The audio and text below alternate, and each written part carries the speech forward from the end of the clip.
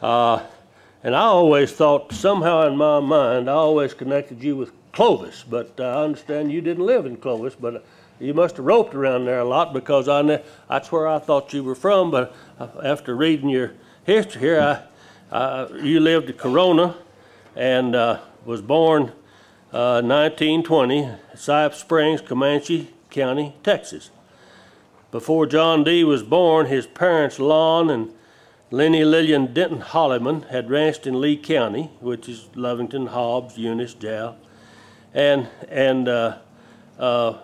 had served, yeah, I can relate to this, had starved out and lost everything due to drought.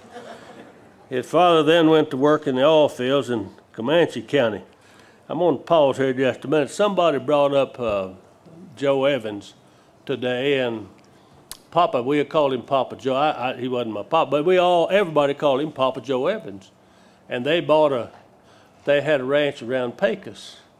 And the drought of 16, 17, and 18 just wiped them out. They lost the ranch.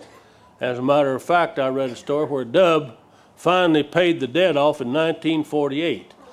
But anyway, Papa Joe wrote a book, and he was telling about this drought. And he said it didn't rain, and didn't rain, and didn't rain, and didn't. He said, you know, finally it just never did rain. And so I can relate to a drought in Lee County and Borden County.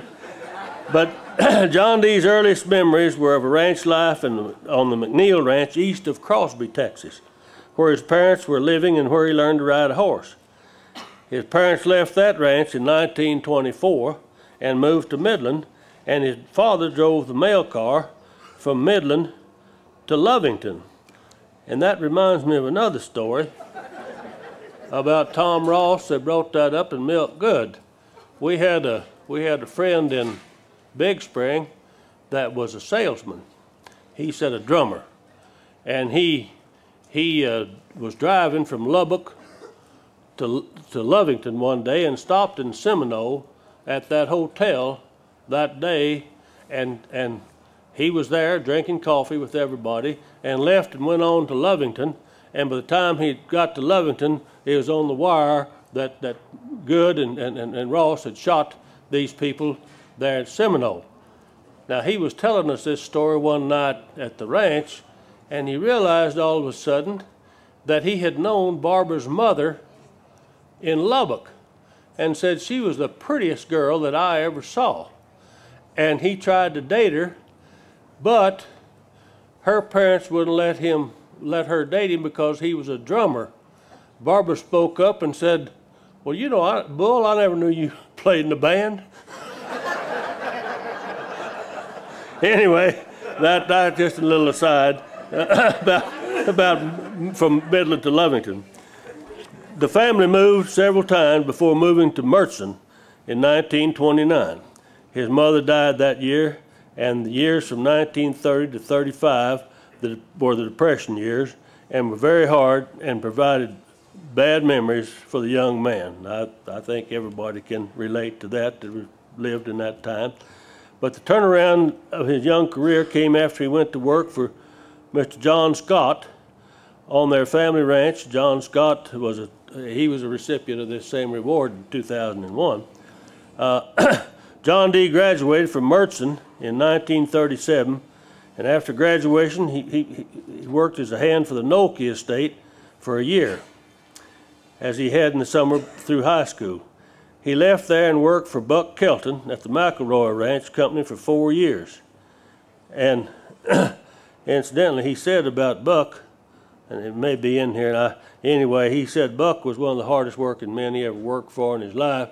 Unfortunately, he always wanted him to go with him.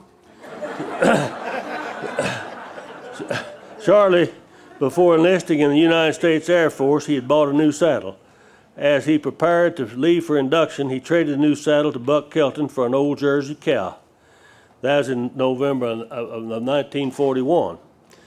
When he returned from duty as an aircraft mechanic and a crew chief on a B-26 bomber in the 12th Air Force in October of '45, Buck Kelton paid him for the entire production of the old cow while he had gone to Europe in the service of the United States Air Force. After returning to Texas, Mr. Holleyman went to work for Joe Davidson of Ozona, who let him run some cows of his own on his ranch for a time. Did his son make a veterinarian, Joe David? No. No, that's not the same one. John Davidson's his son. He wasn't a vet. He was a pretty good truck driver. Oh well, that was not the same one. The one I knew was a veterinarian, killed a horse for me. As soon as the drought of the 1940s worsened, though, he had to sell his cows. But he stayed on while training horses for Mr. Davidson, took up some serious competitive calf roping. He stayed on the road and kept at his roping until he began to win regularly. By 1946, he competed as far away as Madison Square Garden. While there, he met a ranch girl who was doing publicity for the rodeo in Madison Square Garden. They became friends, and after a while, they became engaged. They were married in El Paso in July 1947, and he continued rodeo for a living. A short time thereafter, he bought a little bay horse called Pumpkin from Jiggs Burke, another good roper, and thereafter he began to win at calf roping. In 1952, he tied down a couple of calves in Tulsa at 11 and 11.7 seconds, respectively, to win the average. He went on that year to win in Kansas City, Tucson, Sidney, Woodard, and Prescott. Perhaps his best win was at the Cheyenne Frontier in 1951. After drowsing out of the cow business on a ranch west of Rankin, along with his partner Walton Pogue, who was another hell of a roper, John Dee's uncle J.M. Denton, who ranched for many years in Lee County, helped him and Walton buy a ranch near Corona, New Mexico.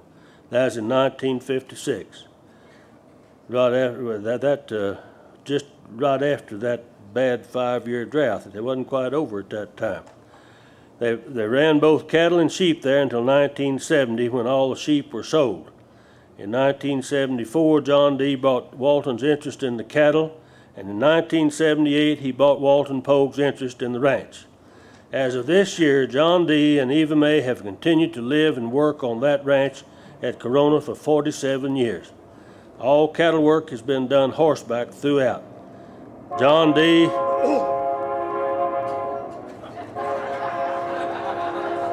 Evans, you need to do something about that. I don't like to be interrupted like that.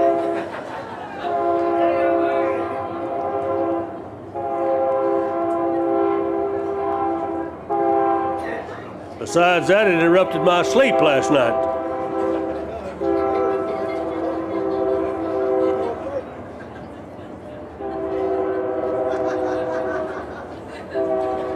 Clayton, can you do anything about that? I think they did it on purpose. John Dee and Eva May have 3 children, Louis Ann Ratliff, Karen Kibbe, and Lon Holleyman. I think Lon is here. I don't know whether any others are here or not. I met Lon. Today, Lon works on the ranch and is a partner in the cattle herd. John Dee's lifelong ambition was to be a cowboy. He was fortunate to be able to rope successfully off a few good horses at some of the biggest shows in the country. Over time, he was able to acquire a ranch and raise cattle. He has realized most of his dreams in a lifetime working cattle and horses on the ranch. And I'm telling you, I've watched him, and he is a hell of a roper. John Dee.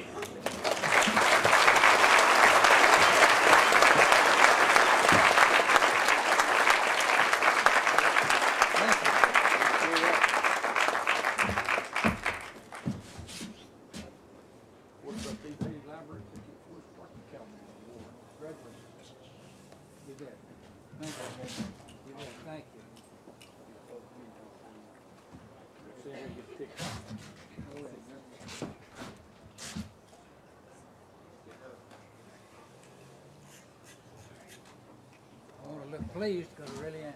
Right.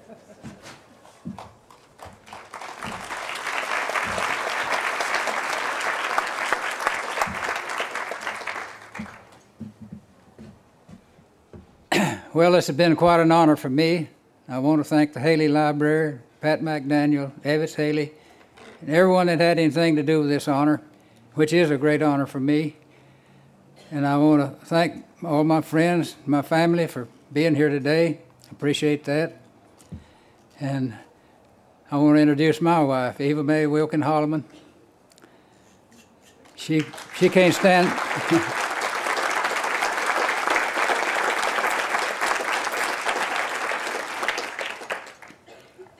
So all the hard times and droughts and working for $1 a day, I never dreamed this would ever happen. And I want to thank John Scott. He nominated me for this honor, and I appreciate that. He and I were raised together and friends for practically all our life. And so he's already read to you the story of my life, and I related a whole lot of my story to a fellow one time, all the droughts and all the hard times, low prices. When I got through, he said, "How'd you ever make it?" Now, I can't explain how I ever made it, but I did. And I'm proud to be here and thank everyone. Bye.